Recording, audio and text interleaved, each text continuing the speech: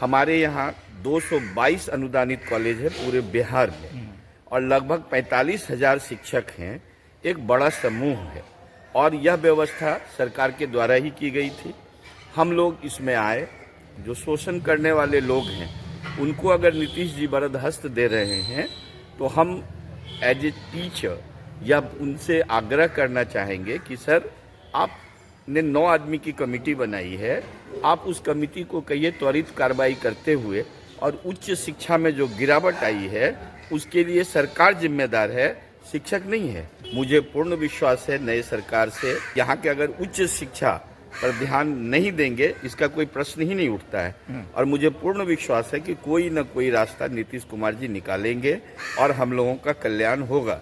नीतीश कुमार ने 10वीं बार बिहार के मुख्यमंत्री के तौर पर शपथ ले ली है।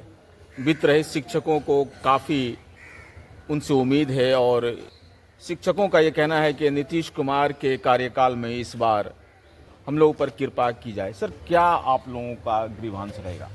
सबसे पहले तो नई सरकार के गठन में माननीय मुख्यमंत्री नीतीश जी को हम बधाई देते हैं वित्त रहित कॉलेजों की ओर से।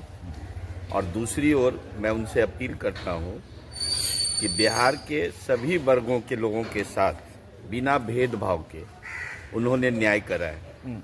माननीय प्रधानमंत्री भी उनका बरदहस्त उनको प्राप्त है। ऐसे में उच्च शिक्षा, वित्त रहित शिक्षक मत बोलिए आप हमको, हम वित्त रहित नहीं हैं, हम अनुदानित कॉलेज के शिक्षक हैं। और उन्होंने ही यह व्यवस्था 2005 से करी और निश्चित रूपे यह भी समाज में देखा जा रहा है कि वित्त रहित शिक्षकों की उपेक्षा, घोर उपेक्षा की जा रही है। हम निंदा नहीं करेंगे, हम ये जानना चाहेंगे माननीय मुख्यमंत्री जी से कि उनकी क्या समस्या है। वित्त रहित अगर बच्चों को उच्च शिक्षा नहीं दी जाएगी तो इंटर पास शिक्षकों को मास्टर भी नहीं बनाया जा सकता है, चपरासी भी नहीं बनाया जा सकता है, उसके लिए स्नातक होना चाहिए। तो एक उम्मीद की किरण दिखाई पड़ रही है। बिल्कुल, आशा पे तो जिंदगी टिकी हुई है और नहीं होने का कोई प्रश्न ही नहीं है। और ये नहीं हुआ तो क्यों नहीं हुआ, यह भी गंभीर चिंतन का विषय है। और माननीय मुख्यमंत्री जी से और एनडीए के जितने भी घटक दल हैं, सम्राट जी ने कहा कि इलेक्शन के बाद करेंगे, तो अब उनको अपना वादा एनडीए के जितने भी हमारे माननीय जनप्रतिनिधि, नेता और मंत्री हैं उनसे मैं आग्रह करूंगा कि बिहार में जो यह कोड़ है, जो बिहार के माथे पे कलंक है, पूरे इंडिया में वित्त रहित कहीं नहीं कहा जाता है। सही। और शिक्षकों को कुछ न कुछ वेतन अनुदान दिया जाता है। क्या मूल जो बात है वो क्या? मेरी मूल बात यह है कि हमारी सेवा का नियमितीकरण 18 में कर दिया गया और 18 से हम सरकार के अंग हो गए। हमारी सेवा के नियमितीकरण के बाद मुझे बहुत सारी सुविधाएं मिलनी चाहिए जो एक अंगीभूत इकाई के शिक्षकों को प्राप्त होता है। सरकारी कॉलेजों को जी, अंगीभूत मैं उसको कह रहा हूँ, उनको मिलना चाहिए। जो मिलता है वो हमको भी मिलना चाहिए। जो एक डिसीजन हाई कोर्ट ने दिया था सर, फिर सुप्रीम कोर्ट ने उसको फिर वापस कर दिया, तो क्या वो भी एक उम्मीद है इस पर भी? देखिए, कानून से बड़ा तो कोई नहीं है भारत में। कानून के सामने सबको नतमस्तक होना पड़ता है। लेकिन हम कह रहे हैं ना, ये तो अपने घर की बात है, बिहार की बात है, कोई इंडिया की बात नहीं है, भारत स्तर की बात नहीं है।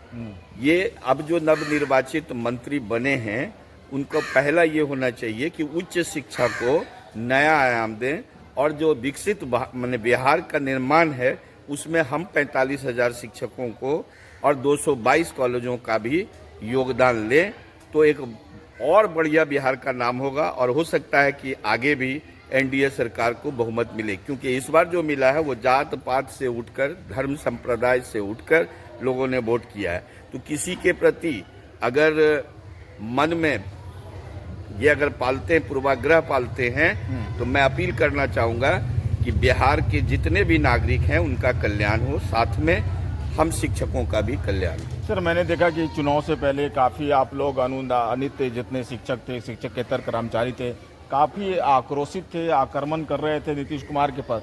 तो क्या आपने उसको फिर वोट दिया या फिर बहिष्कार किया था सर? देखिए, हमारे व्यथित होने को आक्रोश मत कहिए। कि कौन नहीं चाहता कि उसका कल्याण हो जाए, उसको वेतन मिले।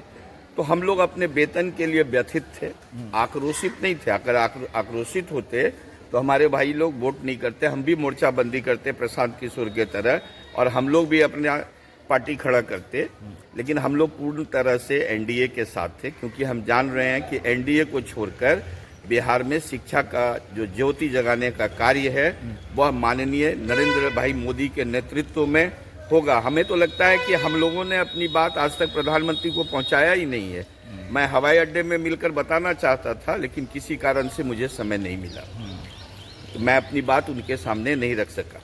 तो सर ये 222 कॉलेज है, तो क्या अब लग रहा है कि आने वाले दिनों में इन लोगों का किस्मत खुलने वाला है? हाँ, बिल्कुल खुलने वाला, क्योंकि हम आवश्यकता है। शिक्षा जो है ना, वो मनुष्य के लिए आवश्यकता है। भोजन के बिना आप कुछ समय रह सकते हैं, लेकिन अशिक्षित हैं तो आप कहीं नहीं रह सकते हैं, कोई वैल्यू नहीं है आपका। तो हम जो शिक्षा के ज्योति को जगाने वाले लोग हैं, उनका कल्याण जरूर एनडीए सरकार करेगी, ऐसा हमें विश्वास है और हम उनसे आग्रह भी करते हैं। सर, नीतीश कुमार के मंत्री ने इलेक्शन से पहले कहा था कि बहुत जल्दी आप लोगों का कल्याण किया जाएगा, जो अनुदानित शिक्षक और शिक्षकेतर कर्मचारी। तो कहाँ तक ये लग रहा है कि अब हो पाएगा? देखिए, 20 तारीख को सरकार की गठन हुई है, सरकार के सारे मंत्रालय बांटे गए हैं। अब अपने अपने विभाग के अनुसार लोग कार्य करेंगे और माननीय नीतीश जी के नेतृत्व में यह कार्य होगा, इसका मुझे पूर्ण विश्वास है। आप अनुदानित कॉलेज से आते हैं, तो क्या लग रहा है कि को आप लोगों का कल्याण होगा? आशा की किरण तो दिखाई पड़ रही है। हम लोगों को जो है कि वित्त रहितों का उद्धार करेंगे माननीय मुख्यमंत्री जो है, क्योंकि हम लोग विकास के साथ जो है जुटे हुए हैं और इस बार अहम भूमिका अदा किए हैं चुनाव में जो है। क्या लग रहा है कि नीतीश कुमार ने सबका कल्याण किया, अब अनुदानित कॉलेज के शिक्षकों का भी और शिक्षकेतर कर्मचारियों का भी करना चाहिए उनको? तो पूर्ण विश्वास है, अब करना तो उनको है। आशा की किरण लग रहा है कि हो जाएगा इस बार जो है।